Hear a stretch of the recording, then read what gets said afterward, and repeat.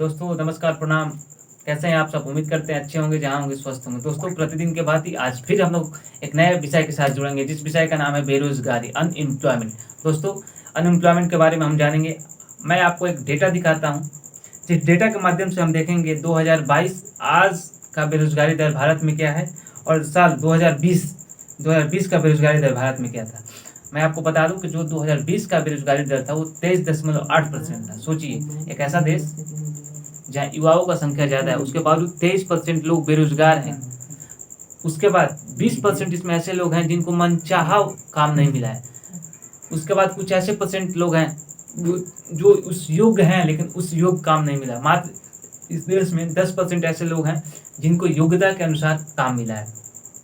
एक मैं आपको डेटा देता हूँ 2020 का, और एक मैं डेटा दूंगा आपको 2022 का। आप दोनों डेटा स्क्रीन पे है, स्क्रीन पे देखिए और विस्तार से समझिए कि दोनों में क्या अंतर है। आज हम लोग 6 टॉपिक पे, अनएम्प्लॉयमेंट के 6 विषयों पे चर्चा करेंगे।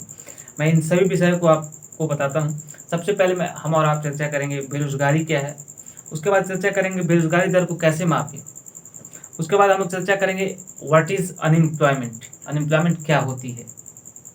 उसके बाद हम लोग चर्चा करेंगे how many types of unemployment. उसके बाद चर्चा करेंगे what are the causes of unemployment. उसके बाद हम लोग चर्चा करेंगे what are the impact of unemployment. और उसके बाद अंतिम में हम लोग चर्चा करेंगे हाउ टू कंट्रोल अनएम्प्लॉयमेंट। दोस्तों मैं बता दूं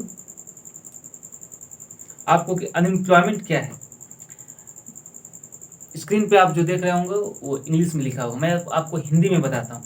अनएम्प्लॉयमेंट एक ऐसा चीज़ है जैसे लोग चाहते हैं कुछ वर्क करना, रोजगार पाना, लेकिन कुछ कारणवश उनको रोजगार नहीं मिल पाता है। अब ये कारण क्या हो सकता है? कारण ये है जैसे वो जॉब अवेलेबल नहीं है। दूसरी कारण ये है जो जिस योग है उस योग जॉब नहीं मिल पाता है। तीसरी कारण ये है कोई कितना पढ़ा लिखा है लेकिन उस ढंग का जॉब नहीं मिल पाता है। चौथी कारण ये है कि जॉब टेक्निकल हैंड है, बंदा टेक्निकल नहीं है। ये सब कारण है, कॉज है। अब मैं आपको बता दूं कि ये जो अनएम्प्लॉयमेंट और एम्प्लॉयमेंट रेशियो है, इसको कौन मेजर करता है। भारत में इसे मेजर करने वाला एक संस्था है, जिस संस्था का नाम है नेशनल सैंपल सर्वे ऑर्गेनाइजेशन। ये डिफाइन करता है कि अनएम्प्लॉयमेंट और एम्प्लॉयमेंट क्या क्या है, और इसके बाद ये इसके लिए कुछ मेजरमेंट यूनिट्स हैं, उसके अकॉर्डिंग डिफाइन करता है। और ये जो आती है ministry of statistics and programme employment major employment के अंदर ये आती है। उसके बाद आपका दूसरा प्रश्न स्क्रीन पे दिख रहा होगा कि हाउ टू मेजर अनएम्प्लॉयमेंट। हम लोग अनएम्प्लॉयमेंट को कैसे मापेंगे, आखिर क्या मापदंड है, हम लोग कैसे पता करेंगे कि इस देश में कितना बेरोजगारी है।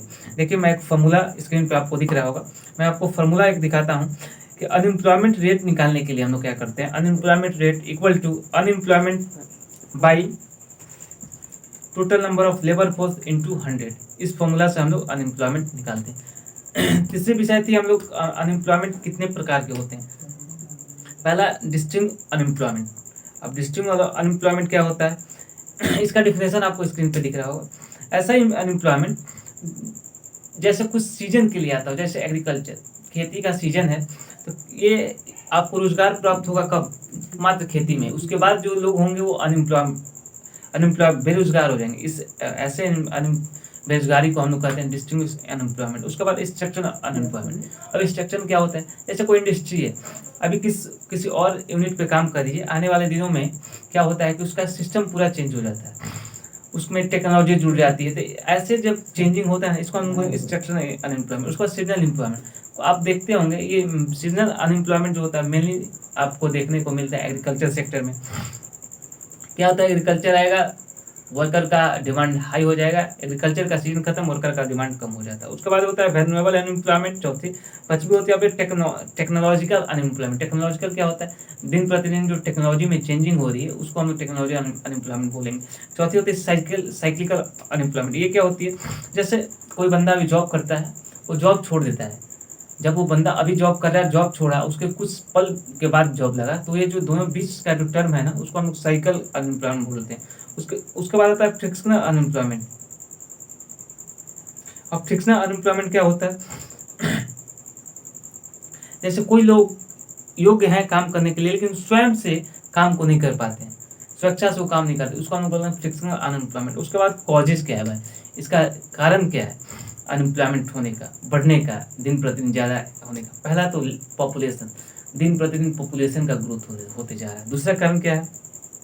एजुकेशन लेवल हमारा गिरता जा रहा है, स्किल हमारा गिरता जा रहा है। आपको स्क्रीन पे सब दिया होगा, इंग्लिश में दिया होगा, मैं उसको हिंदी में ट्रांसलेट करके आपको बताता हूँ। चौथी कारण क्या है? जो एक्सटेंसिव यूज़ ऑफ टेक्नोलॉजी हो रही है, टेक्नोलॉजी का ज़्यादा से ज़्यादा मात्रा में यूज़ उसको हो रहा है।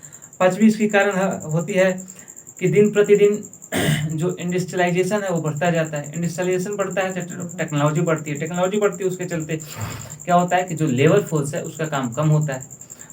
और अंत में आती है कि इम्पैक्ट ऑफ अनएम्प्लॉयमेंट। इम्पैक्ट क्या, इसका असर क्या पड़ता है? तो इसका असर इसका असर ये पड़ता है, गरीबी आ जाती है। जब लोगों के पास रोजगार नहीं होता है तो गरीबी हो जाती है। उसके बाद लोगों पे या गवर्नमेंट पे बर्डन पड़ता है, एक प्रकार का बर्डन पड़ेगा, बोझ पड़ता है। अब गवर्नमेंट की जिम्मेवारी बनती है वो आपको फ्री ऑफ कॉस्ट खिलाए पिलाए। उसके बाद इसका असर क्या होता है? असर ये होता है जैसे आपको अर्निंग, कुछ लोग हैं जो हाई अर्निंग कर रहे हैं, लेकिन एक इंडस्ट्री में जब दो लोग आके जुड़ जाते हैं तो वो दोनों एक की जगह दो काम करते हैं तो आपका अर्निंग लो होता है। अर्निंग लो होता है तो इसके चलते क्या होती है कि गरीबी आती है। अब दोस्तों मैं आपको कुछ टूल्स बताऊंगा जिससे अनएम्प्लॉयमेंट को आप कंट्रोल कर सकते हैं। गवर्नमेंट इसके लिए बहुत सारे पॉलिसीज लाती है ताकि अनएम्प्लॉयमेंट, बेरोजगारी दर को कंट्रोल किया जाए। जैसे एक दो स्क्रीन पे आपको दिख रहा होगा, एक दो स्कीम है। ऐसे तो बहुत सारी स्कीम है, लेकिन मैं जो ज़्यादा डिमांडिंग स्कीम है उसी को मैं स्क्रीन पर रखूँ, जिसको एक बोलते हैं IRDP, integrated rural development program, जो 1990 में आया था। उसके बाद आता है मनरेगा, Mahatma Gandhi national rural employment guarantee act launch in 2005 में आया था, जिसको मनरेगा कहते हैं।